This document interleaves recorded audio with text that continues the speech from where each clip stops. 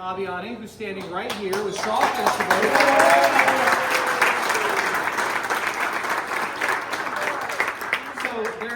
So this is the host's commensuration table right here, because later on they hosted us last year, and so right now they're talking about how they'll never do this again. It's so much more work than they could have possibly imagined it was, but we're infinitely grateful for everything they've done to host us, because that's why we're all here. So thank you all very much. I'm going to turn the floor over to Rob now for just a little bit. Too kind. Thank you so much. Thank you, everybody. CIOarts 2025.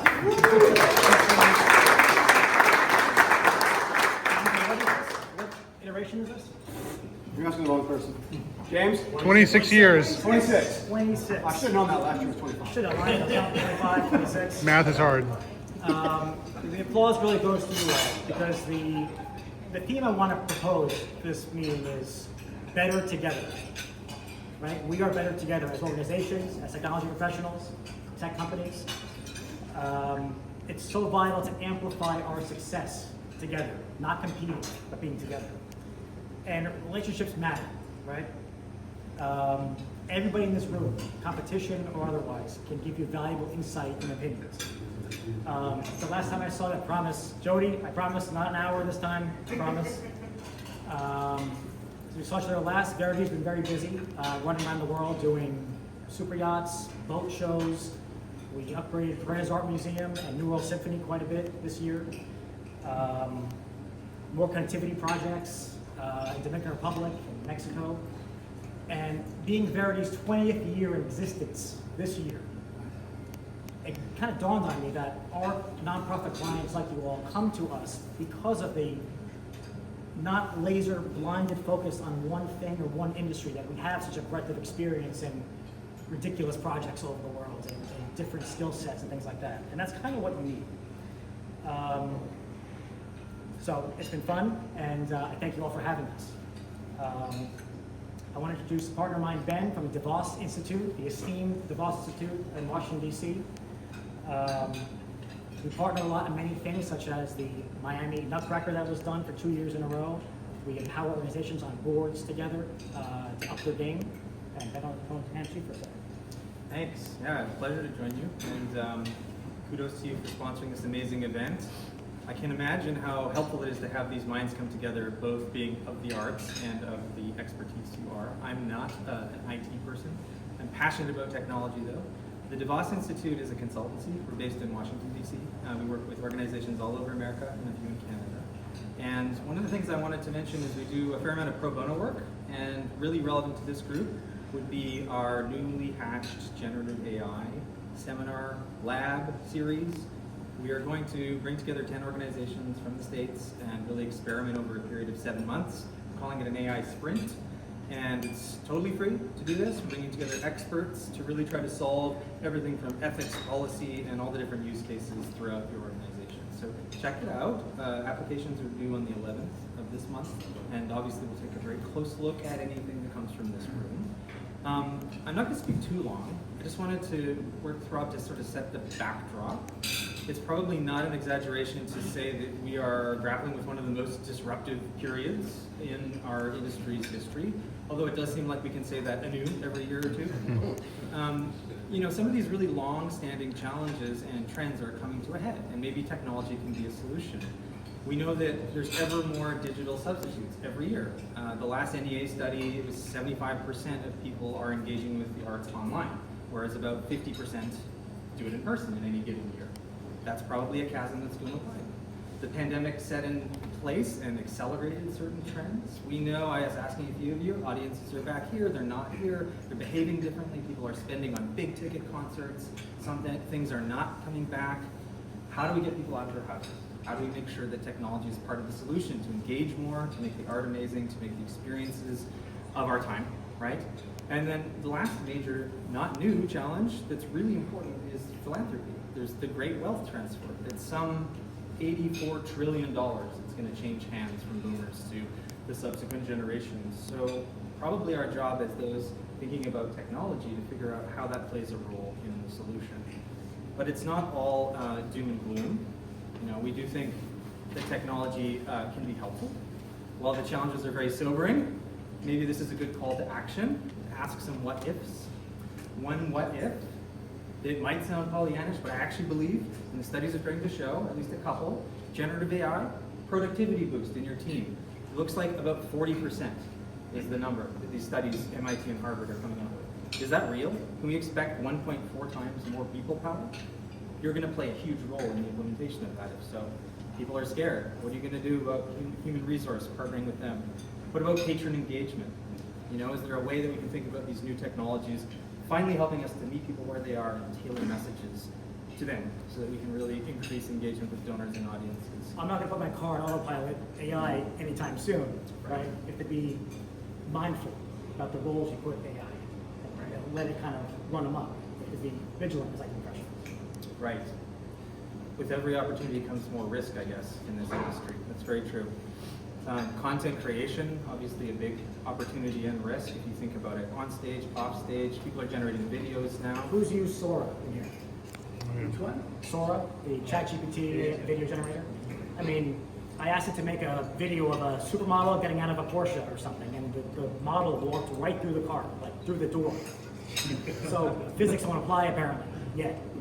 I saw a foot growing out of a water bottle. I mean, it's still, we have a lot of ways to go yet. Right. Before we set it loose on our creativity. Which means you're probably not going to like my last idea, which is to really unlock the power of our data. You know, I had two conversations about this, like unstructured data, getting at it, how to produce insights from it, taking away the barriers. But I guess that also comes with risks. Look at that lawyer recently who used AI assistant and it straight up invented case law, like invented stuff from the past. I mean, again, be mindful. You have to check the rationale that the model is generating. Ask multiple models. Some models like Claude, Anthropic are better than others for certain tasks. So again, it's not a cure-all. It's not a panacea. Right. People are going to be looking, obviously, to you in this room for guidance in cybersecurity with all the new risks that are coming out. Cybersecurity, how much time do we have? That is always the buzzword, but we brought some toys to illustrate how much we are into this now. So we had some Las Vegas hotel openings recently in the past couple of years, done some mega projects there, and the top of mind is cybersecurity in every sense. So pen testing and red teaming has been one of our biggest winners in the past couple of years. What's this? Yeah. Very innocuous USB drive. How about it'll exfiltrate data off your network, plant a malware, and keystroke logger in seconds. This is not Ukrainian elite hacker stuff. My two little girls do this. This is readily available, so you have to be too. So we're going to give away some of this stuff. So we'll do the fishbowl drawing again. I know Robert got the fishbowl itself a couple of years ago. USB stick come with malware, right? It will have malware included for free. But we're going to give away a couple of these and some training along with it, because you want you guys to do this and make your missions better. Along with things like hotel room key copiers. Like, this is very, very flipper. Who doesn't have a flipper? Oh, yeah.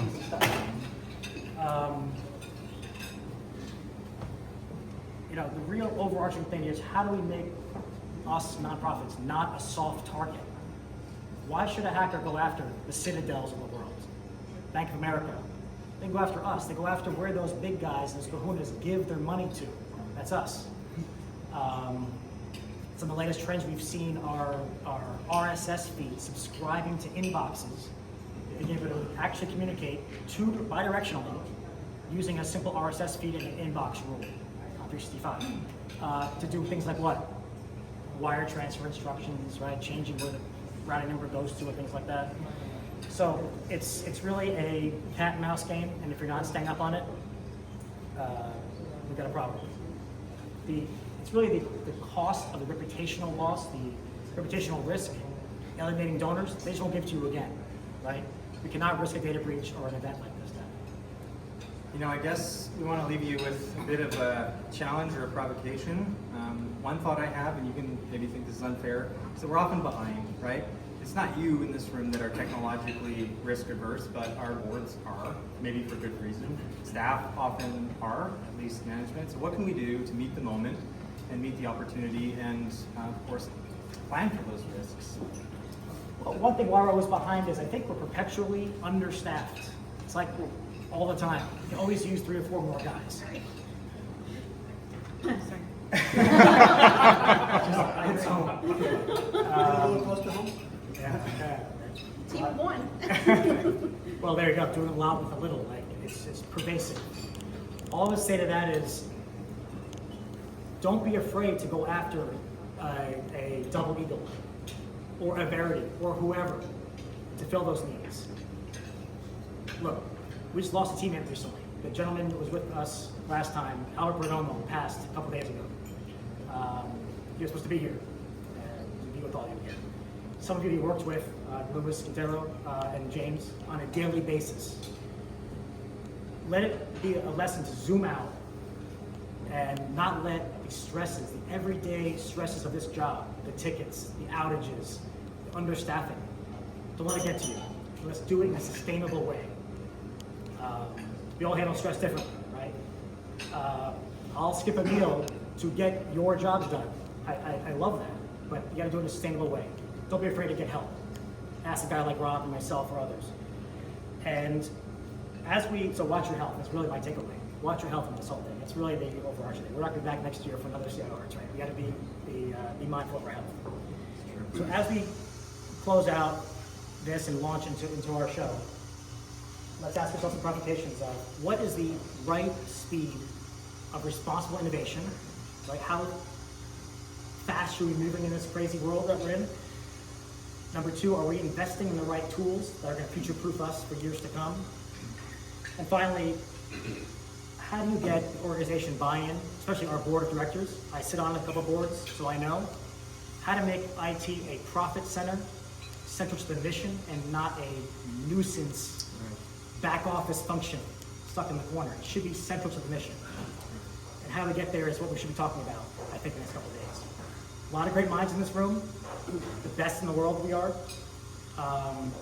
Let's think Fortune 500 and think of how to really make the arts sustainable for years to come. Can't thank you enough for having us, and back to the bar. Thank you.